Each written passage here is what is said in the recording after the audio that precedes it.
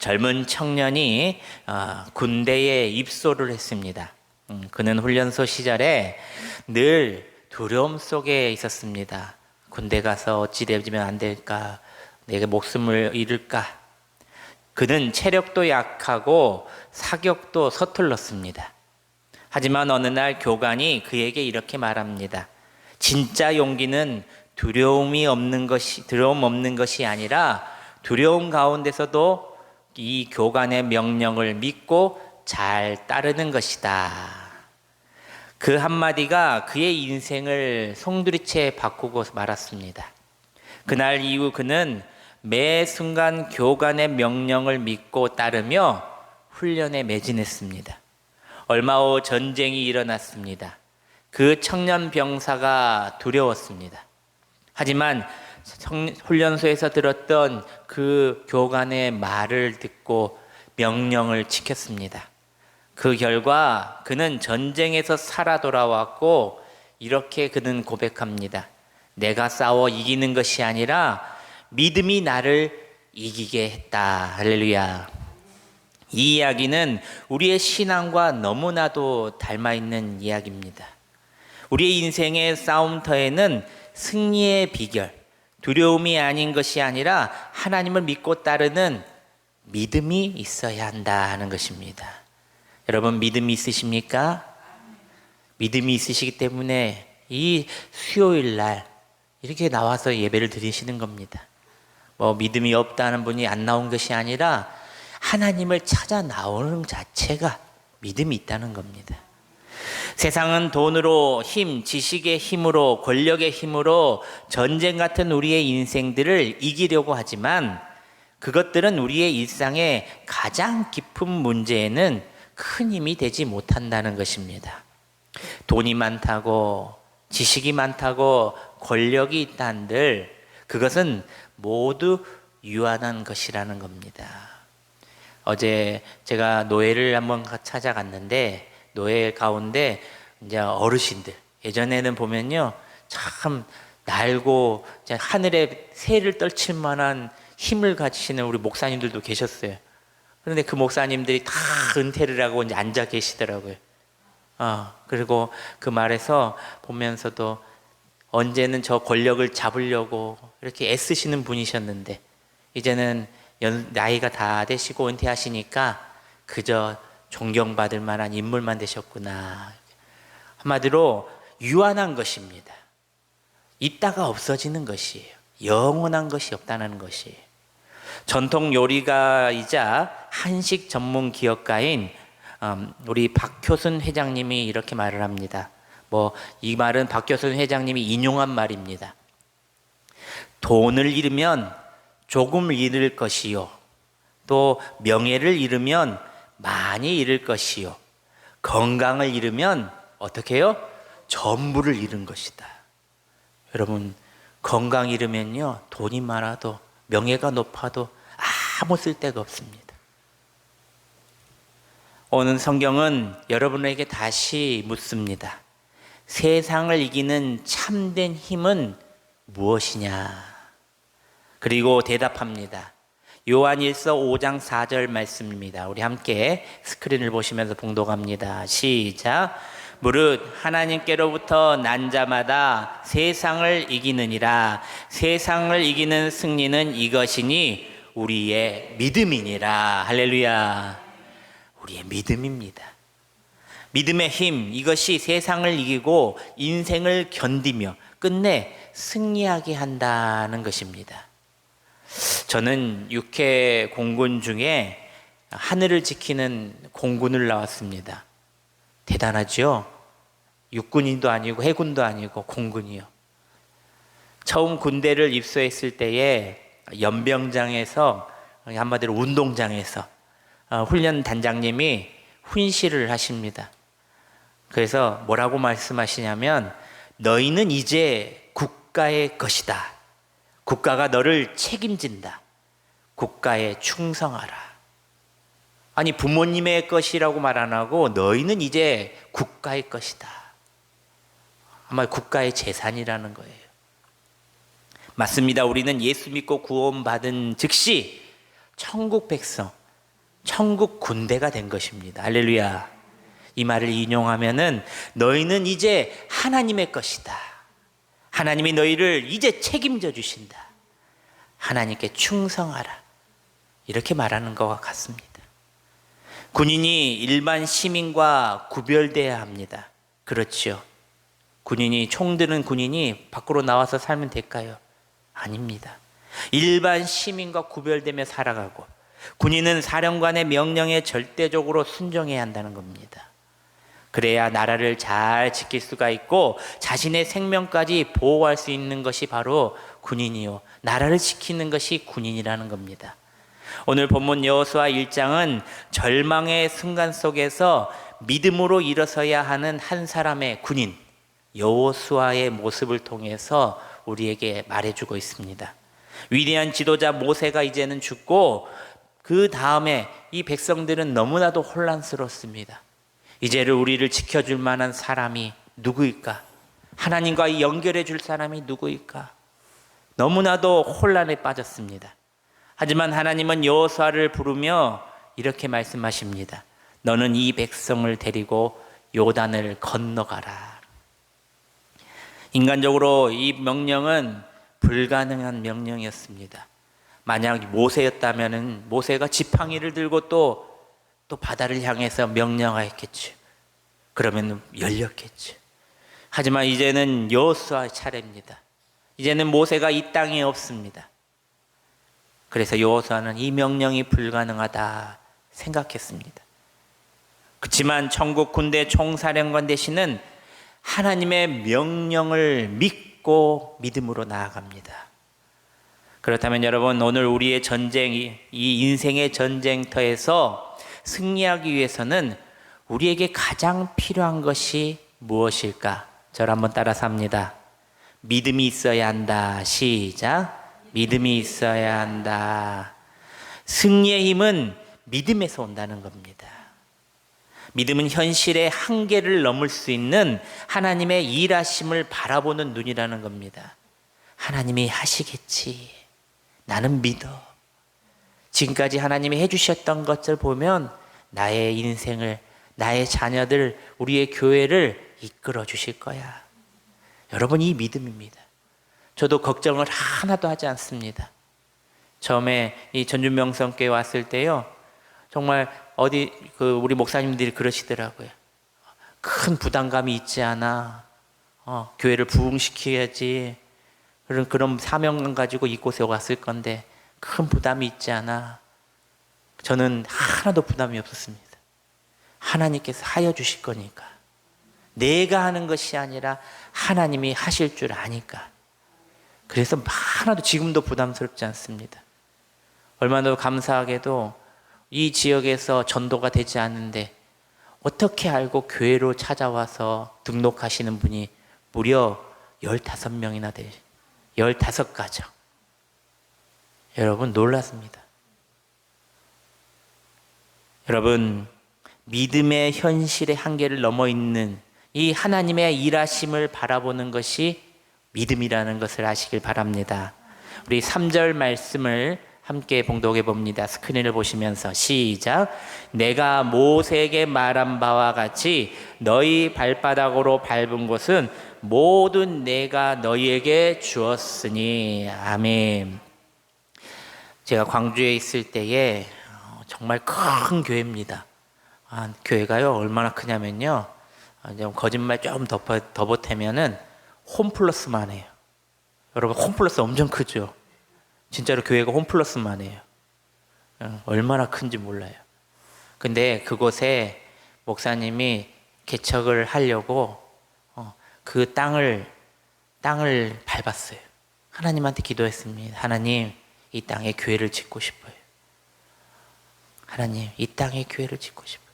하나님을 찬양하고 하나님을 마음껏 예배드릴 수 있는 하나님의 성전을 짓고 싶어요. 그런데 그 땅이 나오지가 않아요. 그리고 그 땅의 주인은 팔지를 않아요. 그래서 목사님이 새벽 기도 끝나면 그곳에 가서 땅을 밟으면서 이 말씀을 떠올리면서 내가 밟은 땅은 하나님이 주실 거다. 그래서 그 밟으면서 계속 기도했다는 거예요. 그리고 몇 년이 지난 다음에 갑자기 어떤 성도가 목사님, 이 땅이 매물로 나왔어요. 그 소리를 듣자마자 목사님이 돈도 없지만 또 기도했다는 거예요. 하나님, 저는 돈도 없어요. 어떻게 이 땅을 사야 되는데 돈도 없어요. 그리고 기도했답니다. 그랬더니 그 사람이 담보로 살 수 있게끔 만들어줬다는 거예요. 그래서 여러 사람들의, 성도들의 힘을 모아 담보로 그 땅을 사고 그 땅에 그 홈플러스만한 교회를 지었다는 거예요. 근데 저는 감동인 게 뭐냐면요, 그 교회가요, 예산으로 지어지는 교회가 아닙니다. 얼마 예산이다, 그래서 이 건물은 30억짜리로 만들어야 되겠다, 이런 예산을 들고 교회를 건축하지 않았다는 거예요. 그게 무슨 말이냐, 여러분, 예산에 맞추면은요, 이런 자재 하나하나가 싸게 들어갈 수가 있어요. 한마디로 이것을 비싸게 쓰면은 돈에 맞추려고 형광등을 싸게 해야 되고 어딘가가 싸게 만들 수가 있어요. 근데 그 목사님의 마음은 하나님의 성전은 가장 귀한 걸로, 가장 비싸고 아름다운 걸로 해야 된다. 우리가 돈이 없어도. 그래서 제가 그때 교회에 그때 부목사로 갔더니 타일 하나하나, 화장실에 있는 변기 하나까지 정말 고급스러웠어요. 그래서 제가 목사님한테 물어봤죠. 목사님, 이게 정말 예산이 이거 정말 많이 들었을 것 같은데요. 그랬더니 하나님이 하셨지 내가 한 게 아니다. 그 건물이 그때 몇 억짜리로 만들었냐면요, 498억짜리로 만들었습니다. 여러분, 놀라지도 않으시네요. 교회가 498억짜리로 만들었잖아요. 500억짜리. 여러분, 그 교회가 점점 성장하고 있다는 거예요. 하나님의 최고로 드렸더니, 우리의 마음을 최고로 드렸더니 하나님께서 그 교회를 최고로 만들어 주셨다는 겁니다. 여러분, 하나님께서는 이미 약속된 승리를 여호와께 주셨다는 거예요. 하나님의 말씀은 미래형이 아닙니다. 완료형입니다.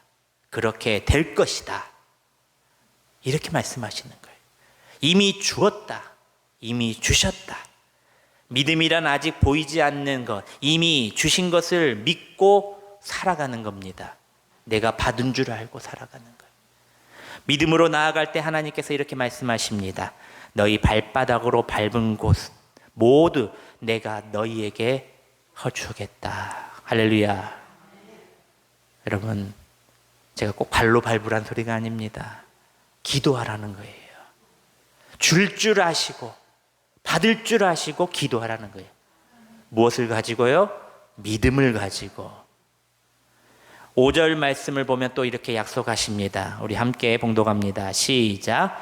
내 평생에 너를 능히 대적할 자가 없으리니 내가 모세와 함께 있었던 것 같이 너와 함께 있을 것임이라. 내가 너를 떠나지 아니하며 버리지 아니하리니. 이 약속이 여호수아의 믿음의 근원이었습니다. 이 담대함의 근원이었어요. 하나님이 나와 함께 하시고 나를 절대 떠나지 않으신다. 이 약속이 여호수아의 믿음의 근원이 된 것은 하나님이 바로 내 편이라는 거예요. 여러분, 우스갯소리로 남편은 누구 편이에요? 남의 편이라 그래서 남편이라 그러잖아요. 근데 하나님은 누구 편이에요? 내 편이라는 거예요. 그래서 어떤 대적도 두려움이 없는 것입니다. 하나님이 함께 하시니까. 내가 승리하기 위해서는 꼭 이 세 가지 명을 지키라, 여호수아에게 말씀하십니다. 그것이 무엇일까? 오늘 우리에게 주신 메시지입니다. 첫째로, 저를 한번 따라서 합니다. 말씀을 입에 두라 명령하십니다. 시작. 여러분, 말씀을 입에 두라, 이렇게 말씀하십니다.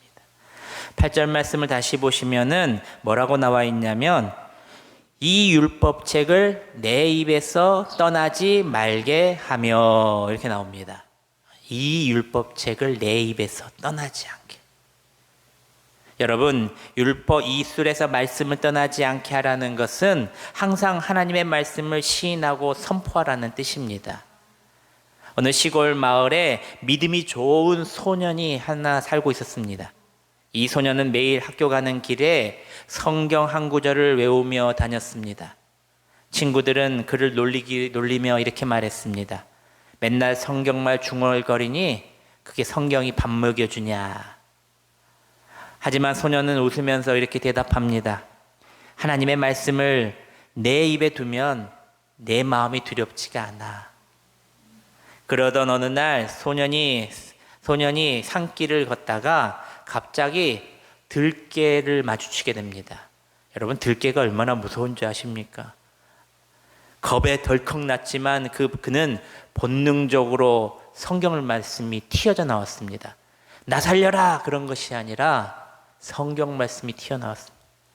여호와는 나의 목자시니 내가 부족함이 없으리로다. 놀랍게도 그 사나운 개는 짖다가 조용히 물러가 버립니다. 그때 소년은 깨달았습니다. 입술에 말씀이 있으면 하나님이 내 두려움을 대신 이기게 하시고 승리하게 하시구나.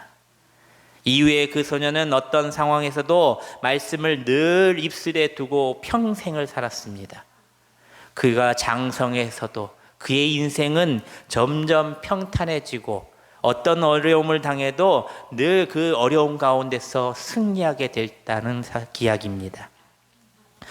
우리의 입술에서 말씀이 떠나지 않을 때에 그 말씀이 두려움을 몰아내고 길을 평탄하게 한다는 것을 믿으시기를 바랍니다. 그래서 제가 우리 장로님이 예전에 이 암송을 시작할 때 우리 당회에서 우리 교회에 암송을 했으면 좋겠습니다 이렇게 말해서 너무나도 감사했어요. 제가 개별적으로 시간을 내어서 암송하려고 하면은 정말 어렵잖아요. 혼자 하기도 어렵고. 그러니 다 같이 이렇게 암송하는 시간. 그래서 어떻게 하면 좋겠냐 생각을 해보니까 우리가 성경을 읽는 시간이 있으니까 그 시간을 암송으로 바뀌어서 이렇게 해보자. 저도 조금 요즘에 좀 많이 외웠습니다. 제가 올해 다 가기 전에 다 외울까 그러죠. 장모님처럼 딱 마이크 잡고 그냥 쭉 나왔으면 저도 좋겠습니다.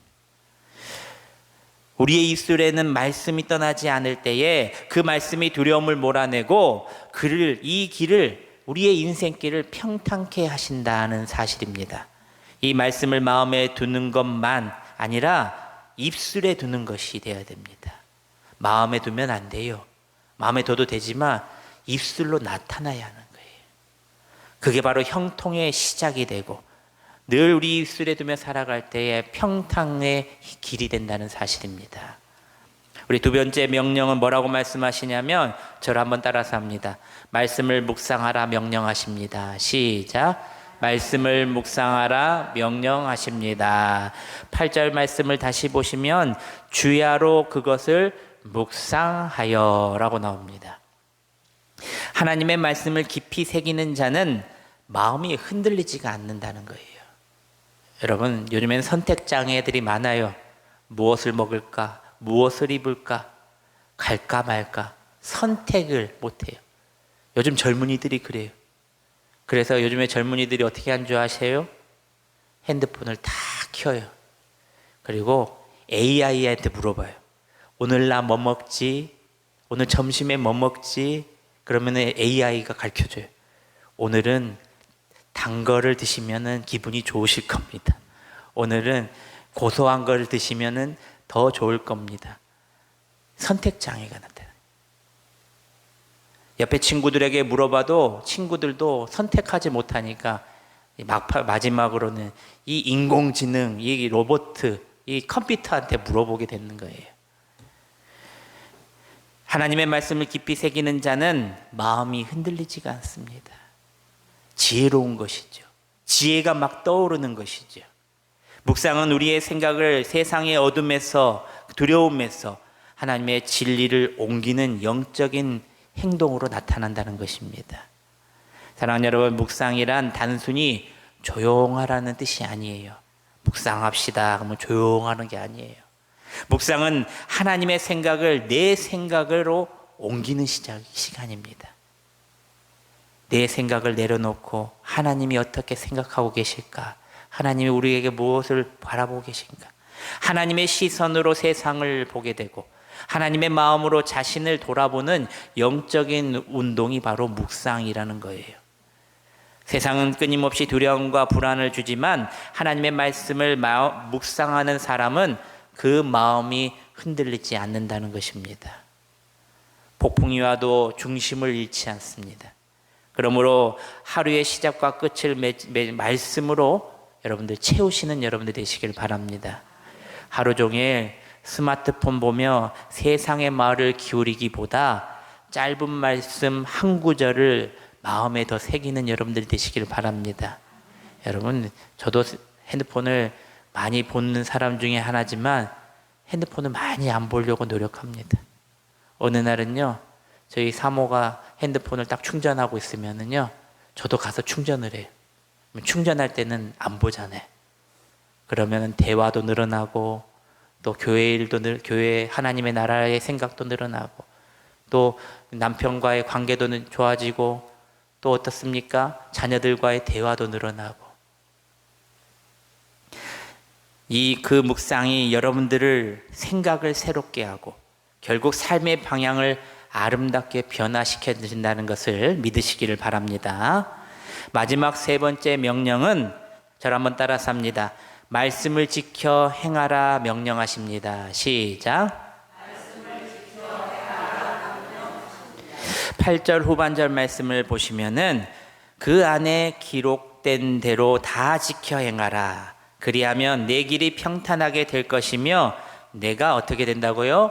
형통하리라. 할렐루야. 여러분, 형통이라는 것은 여러분이 기도하는 족족 다 이루어진다는 거예요.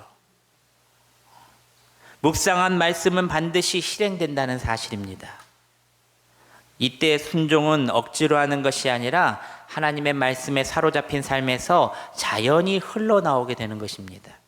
그리하면 하나님께서 이 약속을 이루어 주신다는 겁니다. 여러분, 우리가 어릴 적에 한번 들어본 적 있는 이야기가 있지요. 알라딘과 요술램프 이야기 다 아시죠? 요술램프를 이렇게 쭉쭉쭉쭉 딱 이렇게 문지르면은 그 요술램프 안에 있는 지니가 나오죠. 요정. 지금 보면 지니가 뭐 근육맨이잖아요. 램프를 문지르면 지니라는 요정이 나와서 몇 가지 이야기를 들어줘요? 3가지 이야기를 들어주고 사라집니다. 이 3가지 이야기는요, 여러분, 악한 것이든 선한 것이든 구분 없이 다 들어줍니다. 그런데 그 결과는 누구에게 그 결과가 뒤따른 줄 아십니까? 그 램프의 소원을 비는 주인에게 모든 결과를 묻습니다. 지니가 묻는 건 아니에요. 지니는 그냥 소원 들어주고 그냥 사라져 버립니다. 그런데 착한 것이든 선한 것이든 이렇게 자기 소원을 하면 모든 결과는 자기에게 짊어지게 만든다는 거예요. 많은 사람들이 신앙생활을 하면서 하나님을 마치 램프의 지니처럼 생각할 때가 있어요. 하나님 이거 해주세요, 저거 해주세요. 이 일만 해결해 주시면은 반드시 제가 열심히 봉사하겠습니다. 하지만 여러분, 우리 하나님께서는 소원을 들어주는 지니 같은 요정이 아니라 삶의 방향을 바르게 이끌어 주시는 주인이시라는 겁니다. 할렐루야. 그리고 책임져 주시는 분이에요. 지니는 주인에게 책임을 지게 만드는데 이 하나님께서는 자신에게 책임을 돌리라 말씀하시는 거예요. 지니는 내가 원하는 것이 악하든 선하든지 구분 없이 무조건 들어줍니다. 그런데 문제가 늘 그 문제로 인하여 소원으로 인하여 문제가 생긴다는 것이에요. 여러분, 우리 하나님께서는 내가 필요한 것을 모두 다 아시는 분이십니다. 나의 기도도 다 듣고 계셔요. 세밀한 음성으로 다 듣고 계십니다. 그래서 우리가 기도하지 아니할 수가 없다는 거예요. 하나님은 우리가 상상하지도 못한 방식으로 좋은 길을 이끌어가고 계신다는 거예요. 그리하면 내 길이 평탄하게 될 것이며 내가 형통하리로다. 할렐루야. 이 귀한 말씀을 믿으시기를 바랍니다. 사랑하는 여러분, 말씀을 맺습니다. 승리의 비결은 다른 데 있지 않습니다. 하나님의 말씀을 입에 두고 마음에 새기고 삶으로 살아내는 것, 그것이 바로 형통의 길입니다. 그리고 이것을 믿는 믿음입니다. 우리는 종종 결과를 바꾸려고 하지만 하나님의 말씀을 통해 우리는 마음부터, 믿음부터 바꿔야 한다는 것이에요. 여러분, 의심 있는 믿음이 아니라 100% 순도 높은 믿음을 가지고 있어야 한다는 거예요. 하나님은 반드시 들어주실 것이야. 예. 내가 죽고 난 후에도 이루어 주실 것이야. 이런 믿음이 있어야 한다는 거예요. 지금 이루어지지 않아도 미래 내가 이 땅에 없어서라도 하나님께서는 내 기도를 들어주신다는 믿음. 입술에 말씀이 있을 때에 생각이 변하고, 생각이 변할 때 행동이 변합니다. 그리고 행동이 변할 때 우리의 인생이 변하고 형통한다는 사실입니다. 그러므로 하루를 시작할 때에 말씀으로 시작하도록 노력하시고, 결정을 내릴 때에 말씀을 기준 삼아서 결정을 내리시고, 시험이 올 때는 말씀으로 버티시고 이겨내실 때에 하나님께서 약속하신 대로 여러분의 길을 평탄하고 형통케 만들어 주신다는 것을 믿으시기를 바랍니다. 기도하겠습니다.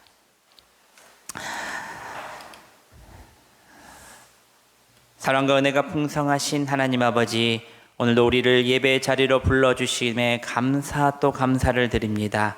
우리의 삶의 모든 순간에도 하나님의 손길이 함께 하심을 고백합니다. 때로는 세상의 풍랑이 크고 우리의 마음이 두려움에 흔들 때가 있습니다. 그러나 오늘 여호수아의 말씀처럼 승리의 힘은 우리의 능력이 아니라 우리의 믿는 믿음에 있음을 다시금 깨닫게 하시오니, 우리의 입술에 말씀을 두게 하시고 세상의 말이 아니라 하나님의 말씀을 선포하며 살게 하시며, 그 말씀이 우리의 마음을 지키며 두려움을 이기게 하여 주시옵소서. 주야로 말씀을 묵상하게 하시고 우리의 생각이 하나님의 생각으로 변화되게 하시고, 묵상한 말씀을 지켜 행함으로 순종의 열매가 풍성하게 맺게 하여 주시옵소서. 우리가 걷는 모든 길 위에 함께 하시고 내가 너를 떠나지 아니하며 버리지도 아니하시라는 약속을 붙들며 살아가게 하여 주시옵소서. 우리의 가정과 일터와 교회의 평안과 형통함을 허락해 주실 것을 믿사옵고 감사드리오며 우리를 승리로 이끄시는 예수님의 이름으로 기도하옵나이다. 아멘.